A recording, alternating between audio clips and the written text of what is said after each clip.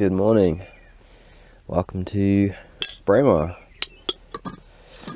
This morning was going to be the day that I was going to head out to the northern Cairngorms area up to Loch Avon. I was going to spend the night in a bothy up there. However, I was just looking at my phone and there appears to be a mountain weather hazard for one, severe chill effects, and then also moderate avalanches today. And these hazards apply at over 300 meters, and I'd be climbing to around, think the bothy sits at around 800 meters, so we'd be well above that. But what we're going to do today, instead of climbing to that high elevation and staying overnight, is just going to walk down the Glen Lui to Bob Scott's Memorial Bothy. There's a little bothy down there, which would have been sort of like maybe the just under halfway mark for the trip today. Just take the medium format camera, shooting some ETRSi, some Portra, and some Tri-X black and white film, which probably isn't the best for landscape photography, but it's what I had, so that'll be good. Hope you enjoyed the video. I'm going to cook some breakfast, have some coffee, and get ready to head out. So see you guys on the trail.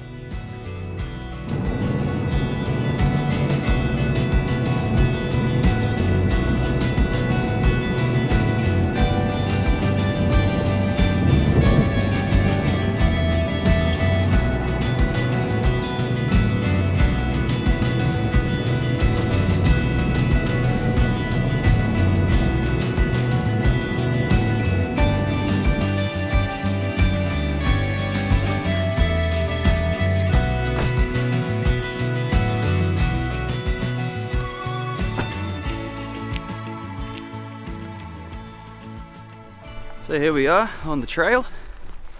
I'll show you where we are on the map quickly. We're literally just starting off from the Lin car park, and we'll be heading up to Derry Lodge, and maybe a little bit further than that. That's what I want to do. Shooting the medium format today. I've only got one film back with me because my other one's broken.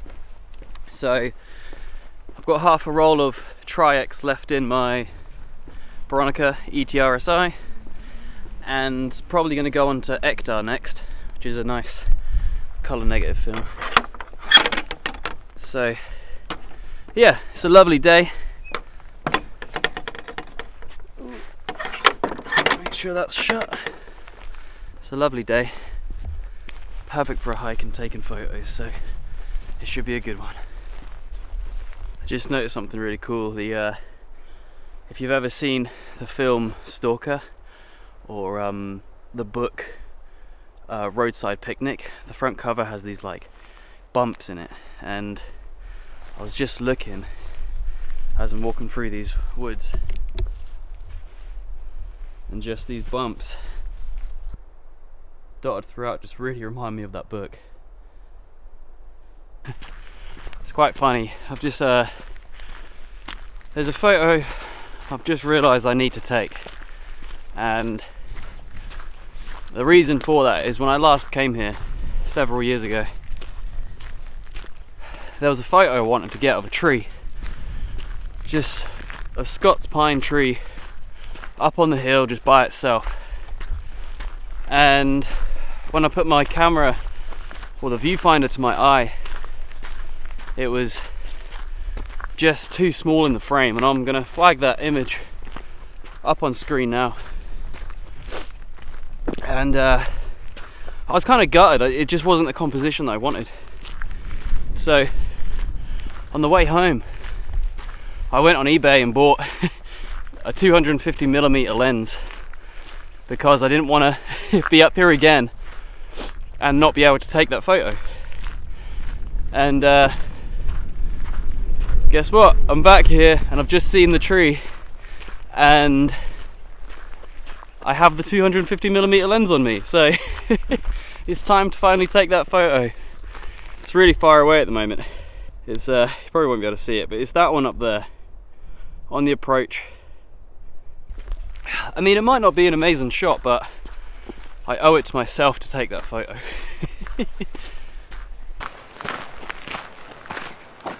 Now, I don't know if you can see, but very up here somewhere, there's that tree, and I'm pretty sure I took it from this position. Just from having seen that photo so many times, I'm pretty sure I was just about here, which makes sense. Because I think if I go any further, I'm actually going to lose a lot of that kind of like long-sightedness, if that's even a term. I'm going to be too below it. So I'm going to set up the camera and we're going to do our first shot here. It's going to be in black and white, which is a little bit of a shame because the first one I took was in colour. It was on portrait, I believe. But like I said before, I've only got one film back, so hey ho. Let's give it a shot. And here we have it. The 250mm lens. In fact, what I'm going to do is put that 100 back on there and just see if it lines up with my expectations, because I'm pretty sure I would have taken it from here.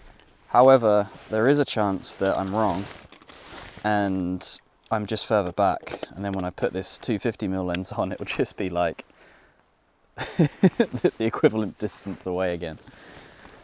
Let's see what this is like. Not too sure actually. I mean, maybe these trees have got bigger. It was a few years since I was hit last here, but the framing seems about right. I'm actually gonna just look on my phone quick. Oh man, yeah, that's so far away. Okay, here's the image. I'm gonna flash it up on screen now. I'm just gonna line this up. Yeah, I can almost certainly say that was the same position. I'm going to take a shot on this Tri-X and then, oh wait, no, it's HP5. So, yeah, it's probably better suited for this situation, to be honest.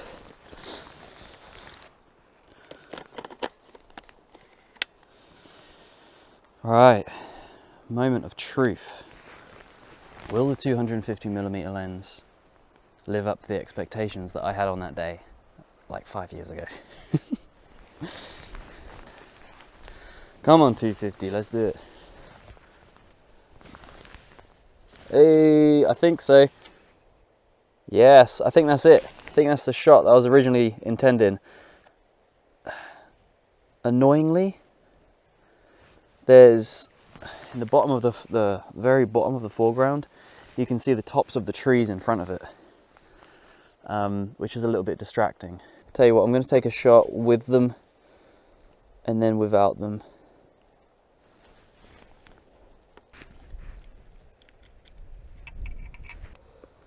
(1/25) at f/18. Now, I don't know if my camera or this lens does half stops. Tell you what, I'm just going to go 1/25 at f/16 and just overexpose it by a third of a stop. It's not going to do it any harm.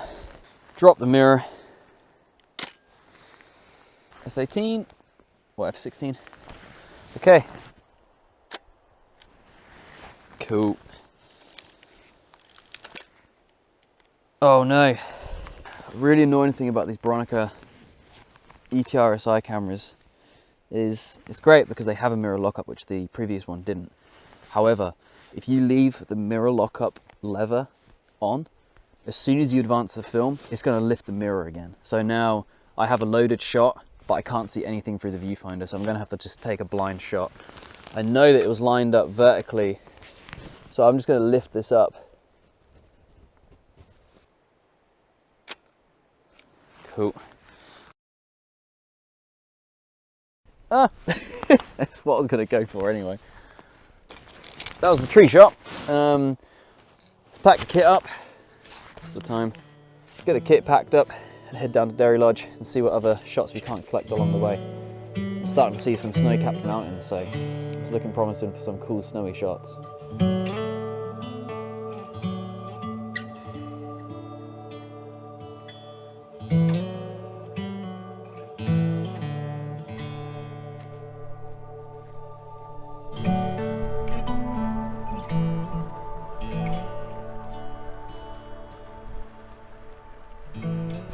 Well, I've just realised I messed up on that last exposure.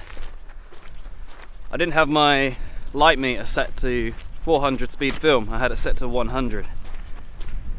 Just something I completely overlooked, stupidly enough, but oh well. HP5 is known for being able to, you know, handle those overexposures, so hey, maybe I metered wrong anyway and maybe I'll luck out. Oh, this looks cool. Check out this little divide in the river. Oh, I'm gonna have to get a shot of that. I'm just gonna do a quick and nasty handheld one on this one.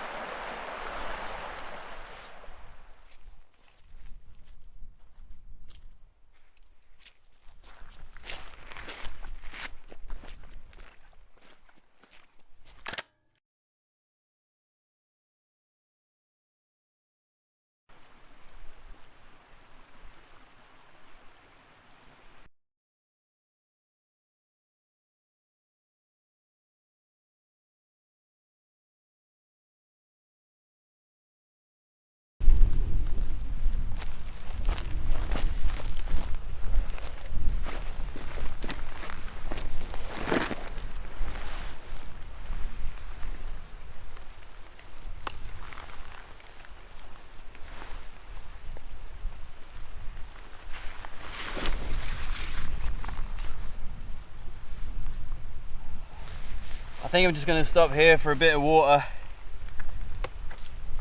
maybe a snack, and I've also got to change my film. Just shot my last frame with HP5. I'm going to load up some Kodak ETRSi, get some nice colour film in here. But anyway, it's gorgeous. So I got Ektachrome, or Ektar actually, not Ektachrome, some Tri-X Portra, a couple more rolls of Ektar and Portra, but I should really shoot the Portra because it's going to expire the quickest. In actual fact, I think it might have already expired, but oh well, it'll be the same. So I should be shooting that, but I'm going to shoot Ektar. Now, it is a little bit harsh outside in terms of the brightness. Usually you want to try and load roll film in subdued light. I'm sure it's like one of those things where it's like, you know, most of the time it's fine. But I'll probably just put my cap over it when I come to actually load it.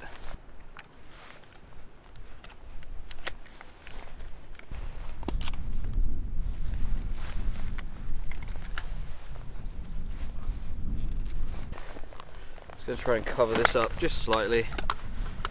Like I said, it's one of those things where it's probably not going to make a ton of difference, but if I get back and I've got light leaks on my roll of film, I'm going to be a bit peed off that I didn't do it. Right. Clink. Right, that's ready. Dragging my camera through the dirt.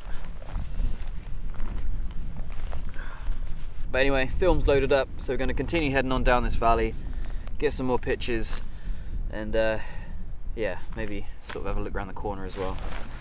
Alright, time to pack up.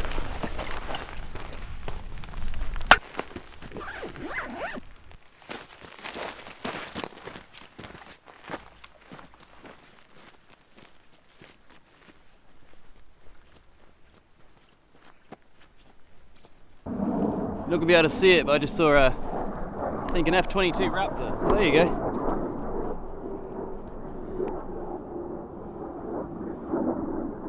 It's one of them like boy things.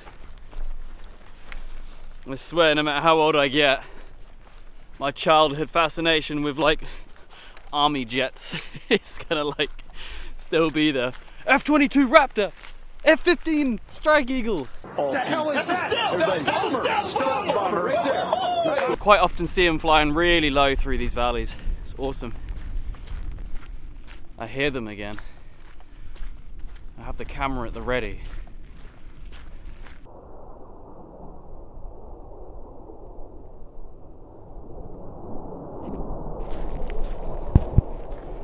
Man, I bet that's fun, huh?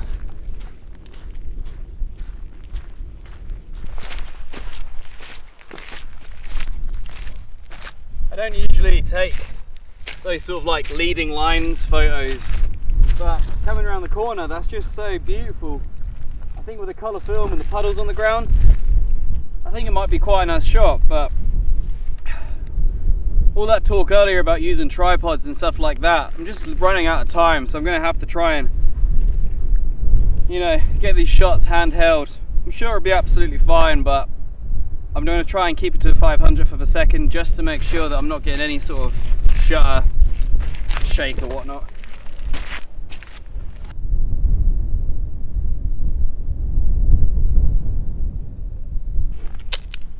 $11,250. And we're shooting Kodak ETRSi, so looking forward to seeing what this looks like. Right, 11,250 at 100 ISO.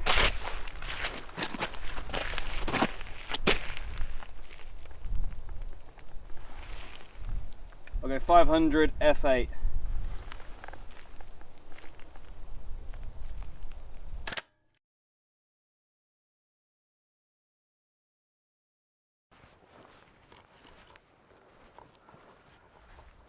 Well, I know I said something about not usually doing leading lines a minute ago, but this is quite impressive. This wall must be however many years old, and there's just something quite nice about this sort of like little open expanse leading up to that mountain. So I'm going to get the wide angle lens out and get a shot. Probably going to be a bad boy and not use a tripod as well.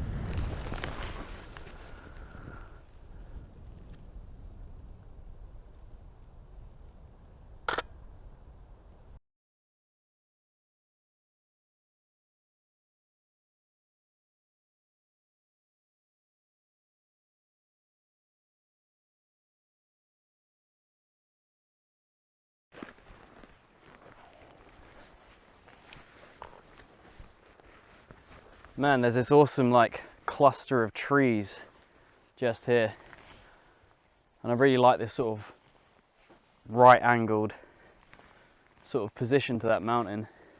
I've got the 50mm on at the moment, so I might try and get nice and close and get some sort of really wide shot of the tree towering up with the mountain in the background. Slightly strange composition, that one, but quite interesting nonetheless. You'll just be able to see through the trees here. Bob Scott's memorial bothy is just down there, and that's gorgeous. I'm gonna have a little play in the viewfinder, figure out what lens I'd want, but the wide is looking quite nice.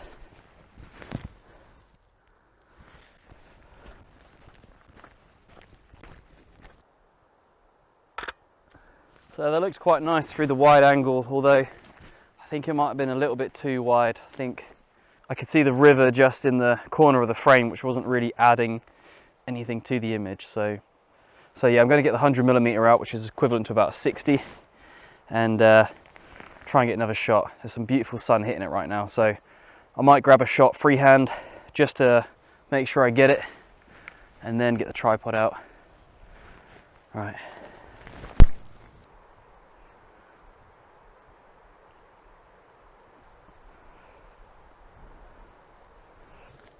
Oh yeah.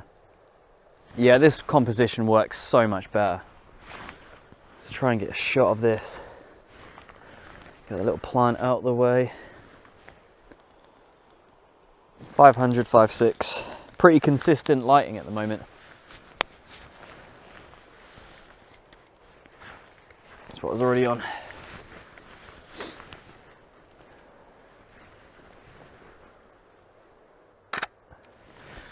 I didn't know whether to include that tree in the left-hand side of the frame. I decided to include it in the end. It added a little bit of visual weight to that side of the frame. The mountain was so dominant. When I didn't include it, it just felt like all the effort was being pulled that way. Whereas with the highlight just on the edge of that bit of wood on that tree, it just kind of feels like it just helped that visual weight just ever so slightly balance it back to the center. Probably talking bullshit, but it makes sense in my head. Just gonna grab a portrait shot of this as well, just while I'm here.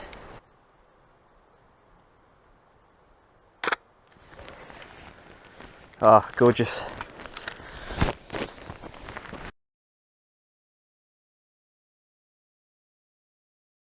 A bit run and gun here, and I shouldn't, but I'm a little bit cautious of the daylight we have left. It is very close to setting on that mountain. I'm just going to take a few shots of this mountain right here. It looks really cool. Handheld, of course, because I'm a hypocrite. Oh.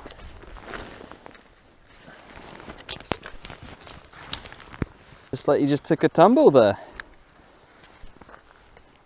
Everything seems to be working, which is nice. Always spread your legs on your tripod.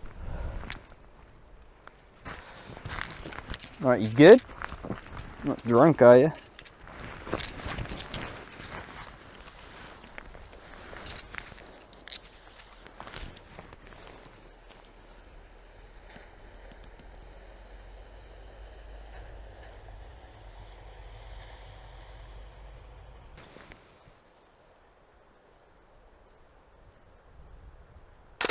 I wasn't sure about that composition at all. A little bit. I didn't film it because I didn't want to miss it, but I've just taken a shot of the 250 down at the bothy. The shutter speed was at 250 for the second, which is way too slow to handhold it. So I got the tripod out and, you know, locked it off, locked the mirror off, and here's the shot.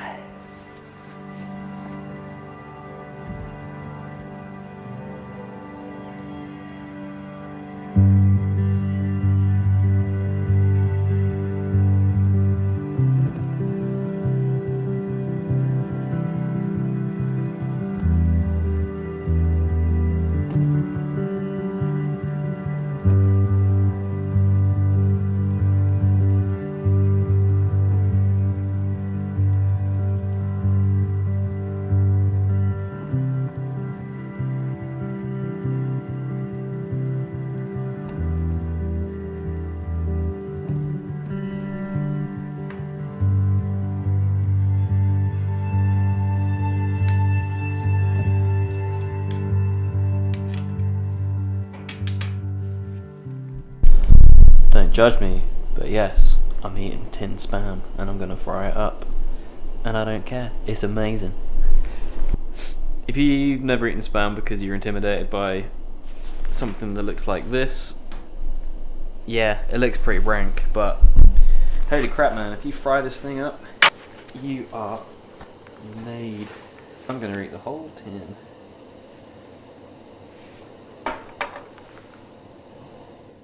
And while I do sometimes indulge in the knockoff spam, there is no real substitute for the proper spam.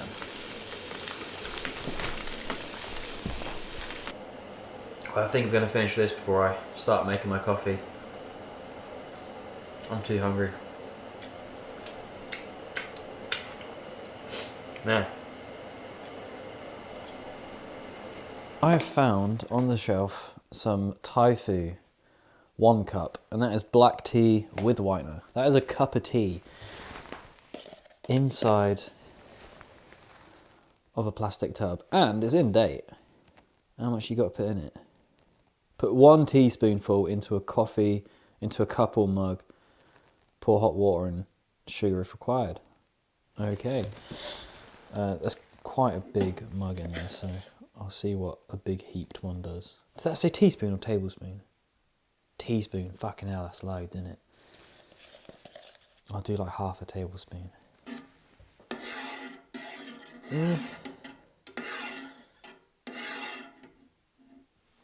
It looks a bit weird.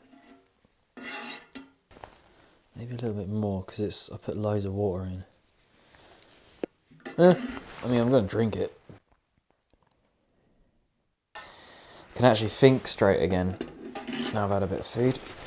Right, the reason why we came here, photography. What did we do? Yeah, I quickly got a few shots in and around. I'm not too sure when you'll see these photos. You might have already seen them by now. But yeah, I took a few shots of the bothy mainly. The sun was just going down below that hill or mountain on the other side of us. And I probably had about 3 minutes to get the shots I wanted. All of which were of the bothy, apart from a couple of shots I took after the sun had disappeared from the bothy of the mountains over there. They still have sun on them now. So I'm thinking, you know, we might be able to get a few more shots if the sun is still out. But we'll see. Then again, it might be cool to get some dusk photos. I haven't actually, no, I did. I screenshotted the reciprocity failure rates, which is, you know, it's the rate of which film becomes less sensitive the longer it's exposed for, because it's a chemical. It isn't like digital where it's just a consistent rate. So anything over a second exposure, you're gonna need to calculate for that reciprocity failure. But thankfully, I screenshotted all of those rates for my for all the film stock I've got with me. Cheers, past Carl. Anyway, I'm gonna sit back, have a snack. I've got a wafer and that abomination that is a cup of tea, and I'm just gonna relax for a bit, have this stuff, and then get packed up, and I guess we'll see what happens afterwards. It really depends on the light, so yeah, it's been good so far. I'm enjoying it. Ooh. Also, sorry for sniffling so much. I'm pretty sure I got a cold that first night where it was like -6 and I woke up absolutely freezing. I feel quite crap, to be honest, but you know, we're here and it's beautiful out. Get that variable ND working its magic. Oh, there you go. And yeah, anyway, I'm gonna have some snacks.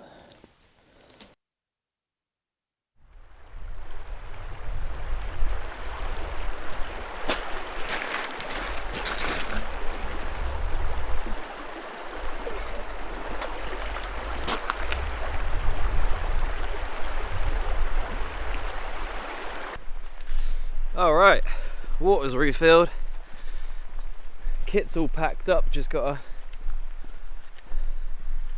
get it all on my back and then we're good to set off. Ooh.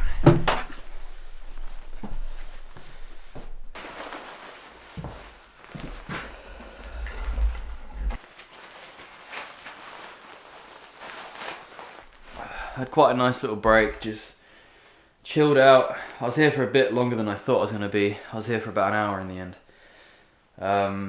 But yeah, I was just super tired. But yeah, lovely little break. These boffies are worth their weight in gold. They really are. I left the tin of sardines here. I didn't think I didn't need to eat them, and they're good till 2026, so they'll probably get used before then. It's always a bit of a thing in bothy culture is to kind of exchange, not gifts, but like it's common to leave things, you know, so I always try to leave something if I can. Kind of wish that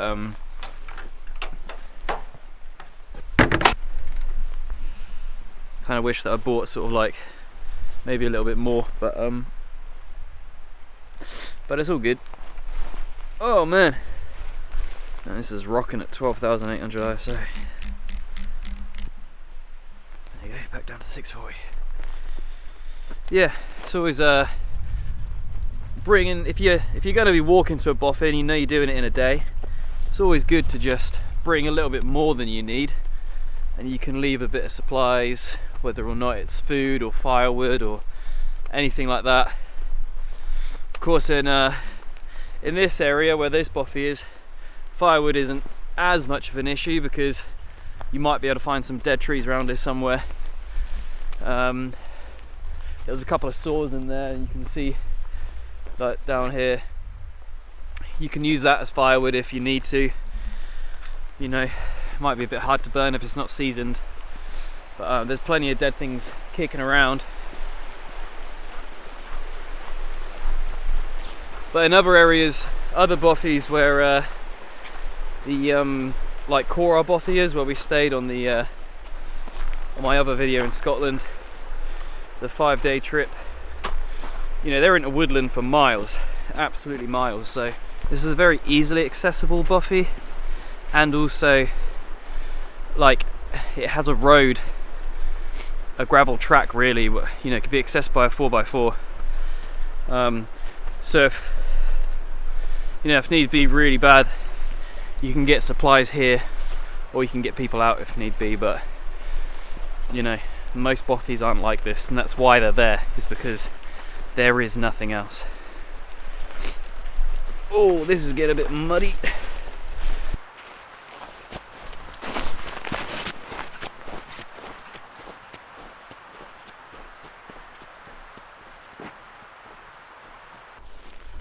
I can start to see the mountains way up in the distance that stand between Hutchinson Bothy and Loch Avon. Really towering, beautiful mountains. I think we'll be able to get close enough to get some telephoto shots of the snowy caps, which I'm totally happy to settle on for this trip rather than obviously going there. It's been a great trip, so it's a good way to cap it off. Right, let's try and find a spot to take these shots.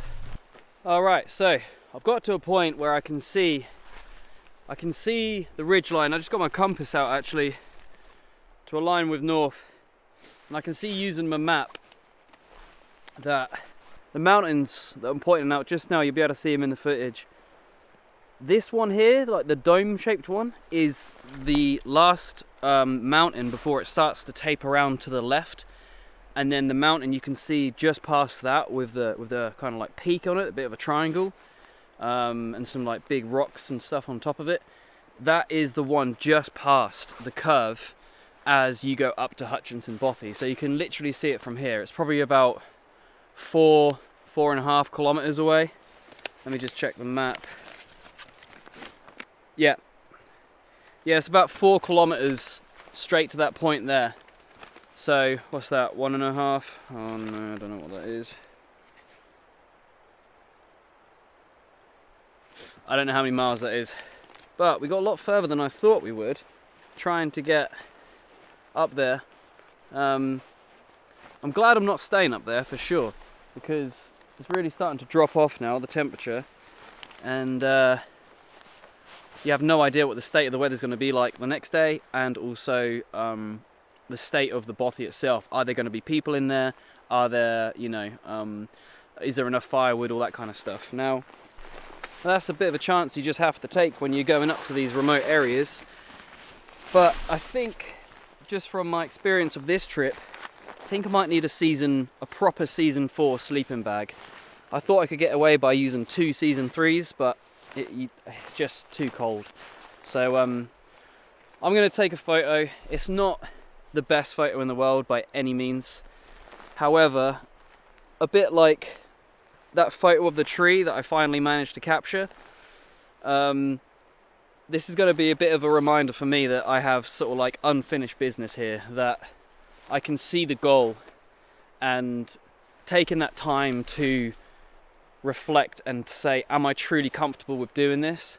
And to have respect for the mountain, because if you don't have 100% confidence that you're going to be okay up there, don't go there. Just don't go there. So I've come as far as I feel comfortable with, and I feel completely fine getting back. It's a very easy walk following one trail. So I'm gonna quickly set up a shot, take a photo. I don't think it's gonna be the best thing in the world, but yeah, let's another video. We'll come back here probably in winter, try and get up here and do the wintry stuff. So yeah, I'm gonna get a shot off, and it's gonna be a bit of a reminder that hopefully in another video we'll be heading up there, and we'll be exploring that whole area, whether it's winter or summer, or maybe I do one in the summer and then come back in the winter so I'm familiar with the area. We'll see. But yeah, if I got up early enough, you could almost do it in a day. But yeah, cool. Right, let's get this camera set up before we lose all of our daylight. I'm also quite glad that I'm not staying up there. I'm really starting to feel rough. I think I've got a serious cold coming on. Got a headache. Feel like I'm coming down with a bit of a fever. But oh well. I'll have to ignore that till I get back to the campsite at least. I'll try the 100 on here, but I got a feeling it's going to be a 250 kind of job. That'll do it. Right. Just got to be super careful of all your kit when you're shooting in these sort of like weird areas. Easy to lose things. And I lose things in my pockets all the time, so I'm doing pretty good considering I'm in the middle of a heath. Okay. I'm going to get one on the 100mm. It looks okay. I'm not going to frame it. Let me see what it looks like vertical. Okay, I'll go with that. I've got two trees hanging into my frame, which they're framing it quite nice actually. I'm just going to rack off the rest of this roll, I think. I'm on frame 8. There's a little tiny tree in my way though. That's annoying. And I'm going to be super lazy and not move. I'll just I'll say I'm not going to move out of interest of being safe and trying to get out here as quickly as possible, but in reality I'm just being a bit lazy. Okay, it's getting a bit dark. See if this spot meter can handle it. 1/4 of a second at f11. We'll do that. Drop that mirror like it's hot. Cool.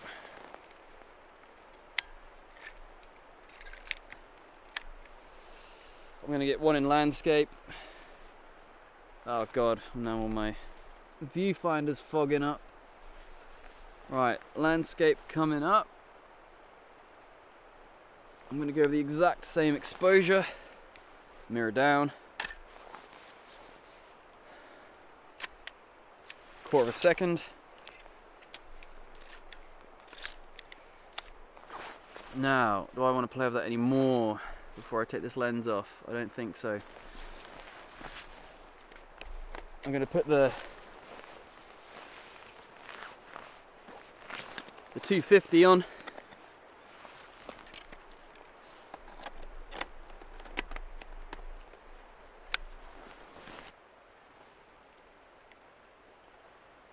I can't see anything. I just asked myself why I couldn't see anything. Lens cap was on. Idiot. Okay, oh, that's much closer, as you'd expect. So annoying, there's like this tiny bit of tree just creeping into my frame. Ah, that's so annoying. Tell you what, I'm gonna airbrush that out in Photoshop because this is 2024 and I'm gonna fill in a bit of the frame. Anyway, I'm gonna go, it says f5 at 15th of a second, but I don't have f5, I have 5.6, so I'm gonna overexpose this by a little, just a touch. Well, I say a touch, I'm gonna overexpose it by a stop. I'm gonna go to 1/8 of a second on this one and deal with the overexposure in post. If you have to with film, you probably already know this, but if you have to lean on either over or under, in my opinion, always go over, because film is much better at recovering the highlights than it is the shadows. In fact, you can kind of completely change the look of some stocks of film that slightly, the color balance is slightly different depending on if you overexpose it.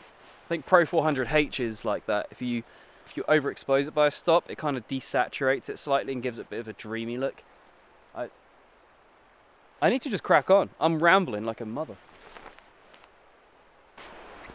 Alright, I'm going to keep that same settings. Cool.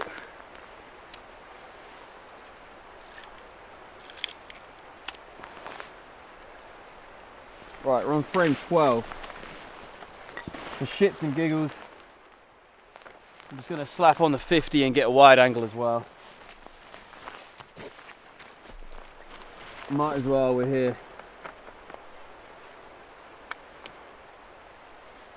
It's actually a pretty cool frame with all the trees leaning in the sides. And it'll be a good comparison, I guess. Right, what did we have last time? f5.6 at 1/8 of a second. And that was slightly overexposed, so maybe. Tell you what, I'm going to go f8 at 1/4 of a second, so I've got a little bit more sharpness in my frame. This 50mm isn't the sharpest lens. Right, drop the mirror. Cool. We'll rotate it and take a shot like that. I forgot to turn the mirror lever off, so it's just fired again. So now I can't see what my frame is. Let's have a look.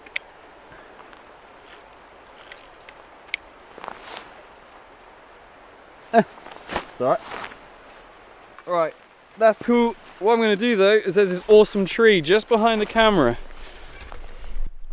I think we're going to try and get a shot of that on the wide angle. Oh my god, this moss and heather is so bouncy.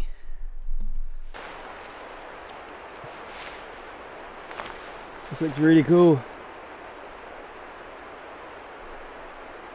I'm digging that shot.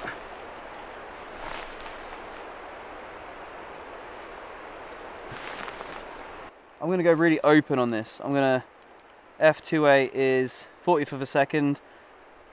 I'll take that to 30th of a second. Right, f2.8. 30th of a second. I think that'd be kind of cool to try and separate that tree from the background just a little bit.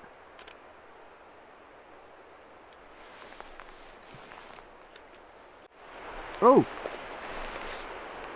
And that was the last frame.